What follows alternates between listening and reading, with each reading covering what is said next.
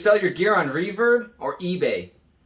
I've been selling gear on eBay for years, and my experience has been pretty decent for the most part. Occasionally I'll get a buyer that's a little pushy or demanding, but most of the experiences have been pretty good. When I would sell something through eBay, I didn't have to deal with a damaged guitar, luckily, or anything really damaged when it came to gear. As long as the tracking number shows that the item got there, whether it's signed or not, they're going to side with you a lot if a buyer is claiming they didn't receive the item. I haven't really got that, luckily. Most of the buyers I've had have been pretty good people, so they get their item. If they've noticed something weird, they've messaged me, but I've actually had pretty good experiences, I would say, on eBay. So about the fees, though, it's luckily for music stuff like instruments, it's like a 5.85% fee, and I couldn't tell if there's another one or not, but it's mostly that's the base for it.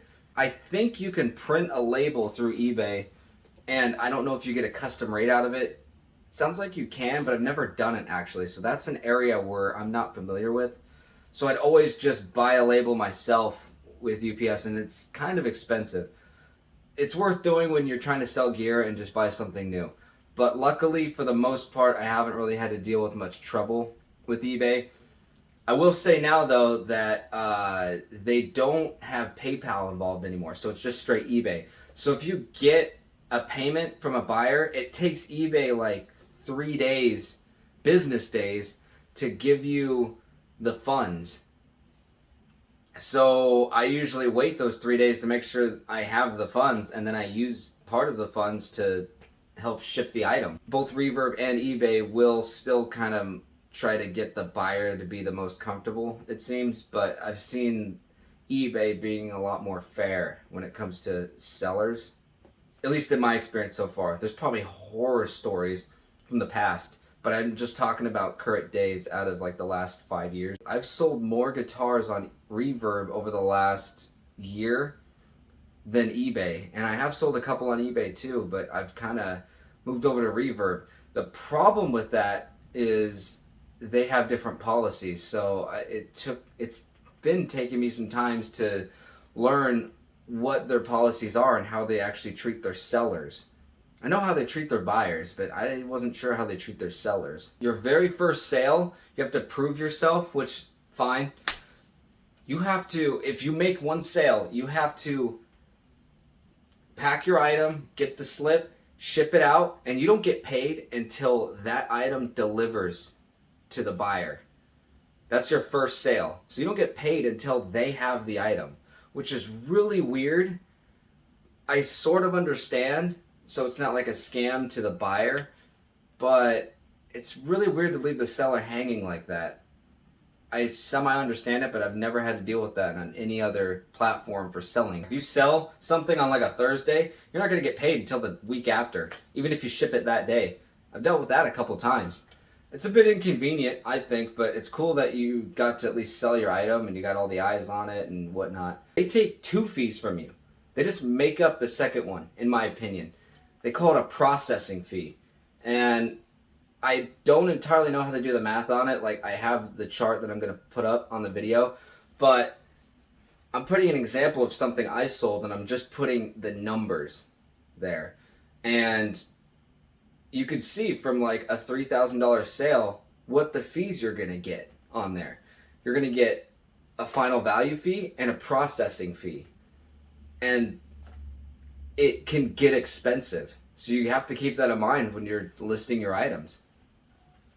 And some people would argue there's like a third fee, but that's not entirely the case because it's shipping. You can get a prepaid shipping label through Reverb, and you actually get a discount out of it. So it's worth, in my opinion, to get a shipping label through Reverb because you get some discounts out of it. I treat every guitar as if they're like glass. So I'd make sure that they arrive safely. And it's been good until one instance very recently. I tried to pack as safely as I could. I took photos of like how I did it and all that. UPS damaged it. The buyer got the item and the headstock was damaged. It's completely cosmetic. The guitar's still fully functional. It's just the headstock was damaged.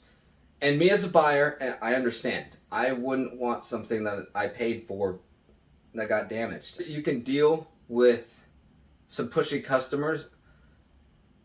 They got a damaged item and they were demanding a refund that day while they still had the guitar in their house.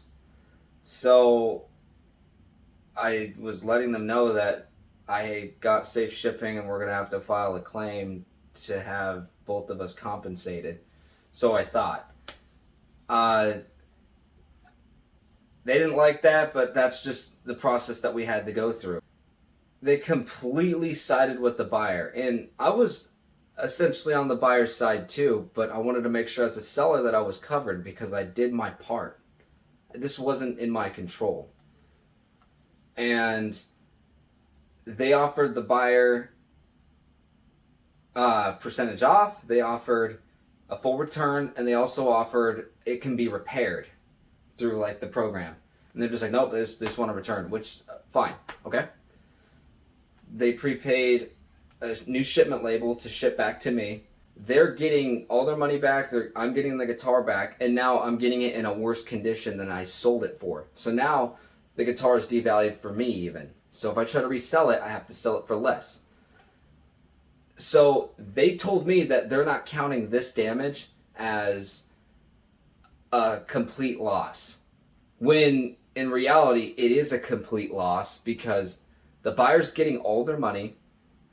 I'm getting the guitar back, but in a different value. I really used an analogy about a fender bender with cars. Just because you get a fender bender doesn't mean the insurance company is going to cover the whole cost of the car. So they're not counting it as a total loss. So they're not telling me how much they're going to give me back from me getting safe shipping. Yet I still have to pay the buyer full money because they're giving me a guitar back, which is fine, but they're not compensating me when I paid for safe shipping. This is the issue. Now they have to go through UPS, and it can take up to 30 to 60 days. So the buyer got taken care of in 7 days, where the seller is left hanging for 30 to 60 days. So up to 2 months, I have to wait and see how much money they're even going to give me back for my loss. I don't even know. They could just make up a number. So I want to share that experience in itself. The worst case scenario is you as a seller ship an item, it gets damaged by the shipping company, and then you get the item back in a worse shape, you fully refund the buyer, and then you have to wait up to 2 months to see what you can get back, depending on how bad the damage was. I don't know, and I'm just left hanging right now. I kind of wanted to make this video once I knew the whole story, but this is kind of enough. Like, there's no point in waiting the 2 months just to figure, oh, okay, cool, I got $100 or 50, or I don't even know what they're going to give me. They really were one-sided with only making the buyer happy. They were just apologizing to me like, there's nothing we can do. It's like, there kind of was, but you just decided just to only work with the buyer. And it was just a chipped headstock. It's not even that bad, but I understand that the buyer received an item that wasn't in the shape that it was when they paid for it, which is fair. I still think that they should have just taken some money off, but it is their right to get a full refund. But it should be in my right to get money for what I lost. I can't sell that guitar for how much I sold it for the last time. So I'm just left hanging. It'll be worth it later when I sell more gear and just move forward from it and just learn from the experience. It's just, I don't like so far how Reverb is treating their sellers personally.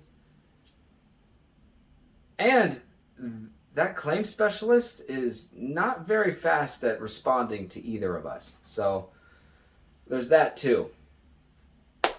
It actually does go pretty smooth when the buyer gets their item, they're happy, you got paid, and it's just done.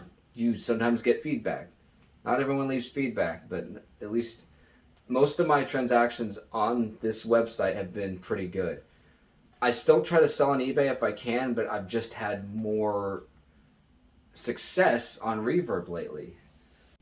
So I would suggest maybe selling your stuff on Reverb as of now, but just be ready for a pain even if you have insurance on the item for a damaged item that your buyer gets, and then you have to deal with a migraine of events until there's actually a solution, because you're just trying to sell your stuff.